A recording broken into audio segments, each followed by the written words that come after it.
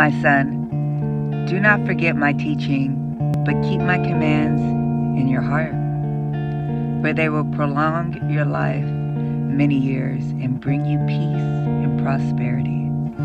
Let love and faithfulness never leave you. Bind them around your neck. Write them on the tablet of your heart.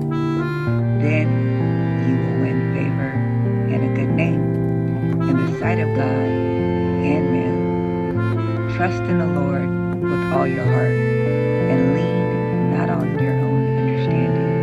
In all your ways submit to him, and he will make your path straight. Do not be wise in your own eyes. Fear the Lord and shun evil. This will bring health to your body and nourishment to your bones. Honor the Lord with your wealth, with the first fruits of all your crops. Then your barns will be filled to overflowing, and your vats will brim over with new wine. My son, do not despise the Lord's discipline, and do not resent his rebuke, because the Lord disciplines those he loves. As a father, the son he delights in. My son, I delight in you. Lean on me. Lean on me when you don't know, when you don't understand,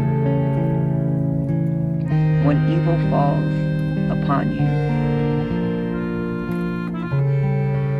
Accept my wisdom. Accept my correction.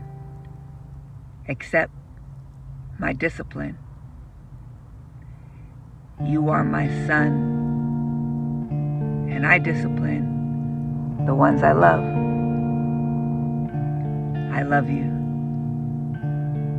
Seek me, and you'll find me. I'm here for you. I'm waiting.